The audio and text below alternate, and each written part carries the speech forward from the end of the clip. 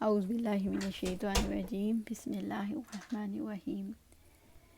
ہم دیکھ رہے تھے سیرت نبوی صلی اللہ علیہ وآلہ وسلم۔ رب اشرح لی صدری ویسر لی امری واحلل عقدۃ من لسانی یفقہوا قولی۔ جہاں تک ابو طالب کا تعلق ہے تو ان کے سامنے جب مشرکین کا یہ مطالبہ آیا کہ وہ نبی صلی اللہ علیہ وسلم کو قتل کرنے کے لیے ان کے حوالے کر دیں، پھر انہیں مشرکین کی نقل و حرکت سے یہ محسوس ہوا کہ آپ صلی اللہ علیہ وسلم کو قتل کرنے کا عزم رکھتے ہیں۔ مثلاً ابو جہل، عقبہ بن ابو معیط اور عمر بن خطاب کے اقدامات، تو انہوں نے بنو ہاشم اور بنو المطلب کو اکٹھا کر کے انہیں نبی صلی اللہ علیہ وسلم کی حفاظت کی دعوت دی۔ اس پر ان کے مسلم اور کافر سب نے لبیک کہا اور خانہ کعبہ کے پاس اس کا عہد و پیمان کیا۔ صرف ابو لہب نے اپنی علیحدہ راہ اختیار کی اور ان سے الگ ہو کر قریش کے ساتھ ہو گیا۔ مکمل بائیکاٹ۔ مشرکین کی حیرت اور بڑھ گئی کیونکہ ان کی ساری تدبیریں بیکار ثابت ہوئیں اور وہ سمجھ گئے کہ بنو ہاشم اور بنو المطلب خواہ کچھ بھی ہو نبی صلی اللہ علیہ وسلم کی حفاظت کا مصمم ارادہ کیے ہوئے ہیں، لہٰذا وہ اس صورتحال پر غور اور اس کے متعلق فیصلہ کرنے کے لیے خیف بنی کنانہ میں جمع ہوئے اور سر جوڑ کر مشورہ کیا۔ بالآخر ایک ظالمانہ حل سمجھ میں آ گیا اور اسی پر آپس میں عہد و پیمان کر لیا۔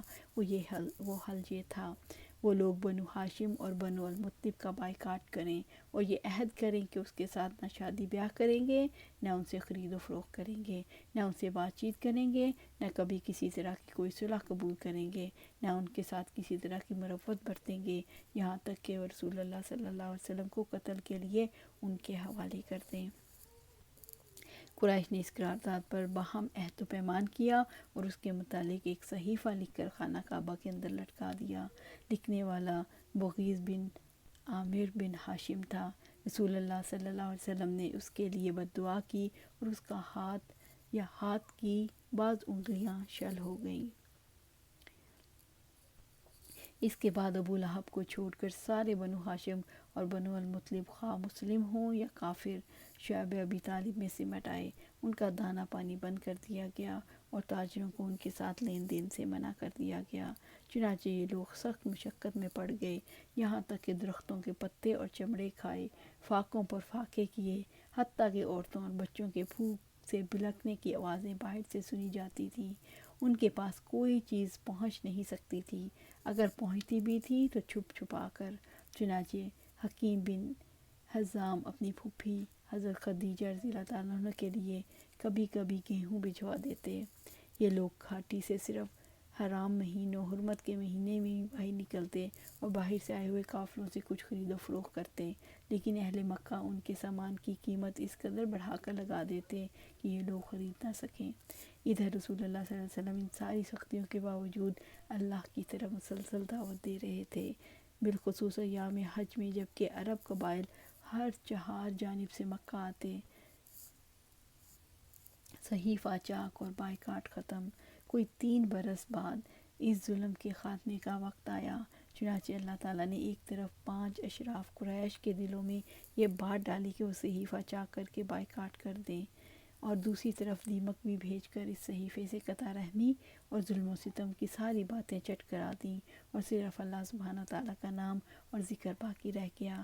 5 اشراف قریش میں سے پہلا نام ہشام بن عمر بن حارث تھا، جو بنو لوئی سے تعلق رکھتا تھا۔ یہ شخص زہیر بن ابو امیہ مخزومی کے پاس گیا، جو نبی صلی اللہ علیہ وسلم کی پھوپھی عاتکہ کا بیٹا تھا۔ پھر مطعم بن عدی کے پاس گیا، پھر ابو بختری بن ہشام کے پاس گیا، پھر زمع بن اسود کے پاس گیا اور ان میں سے ہر ایک کو رشتہ و قرابت یاد دلائی، ظلم ہوتا دیکھنے پر ملامت کی اور صحیفہ چاک کرنے پر ابھارا۔ لہٰذا یہ سب اکٹھے ہوئے اور صحیفہ چاک کرنے کے لیے ایک متفقہ پروگرام طے کیا۔ چنانچہ صبح کو جب قریش کی محفلیں مسجد حرام میں جمع ہو گئیں تو زہیر ایک خوبصورت جوڑا زیب تن کیے ہوئے آیا۔ اس نے پہلے بیت اللہ کا طواف کیا، پھر لوگوں سے مخاطب ہو کر بولا، مکے والو، کیا ہم کھانا کھائیں، کپڑے پہنیں اور بنو ہاشم تباہ و برباد ہوں، نہ وہ بیچ سکیں نہ خرید سکیں؟ واللہ میں بیٹھ نہیں سکتا یہاں تک کہ اس ظالمانہ اور قرابت شکن صحیفے کو چاک کر دیا جائے۔ ابو جہل نے کہا تم غلط کہتے ہو، واللہ اسے چاک نہیں کیا جا سکتا۔ زما نے کہا واللہ تم زیادہ غلط کہتے ہو، جب یہ لکھا گیا تھا تب بھی ہم اس کے لکھنے پر راضی نہ تھے۔ اس پر ابو البختری نے کہا زما ٹھیک کہتا ہے، اس میں جو لکھا گیا ہے اس سے ہم راضی ہیں، نہ اسے ماننے کو تیار ہیں۔ اب معتم بن عدی کی باری تھی، اس نے کہا تم دونوں ٹھیک کہتے ہو، اور جو اس کے خلاف کہتا ہے غلط کہتا ہے۔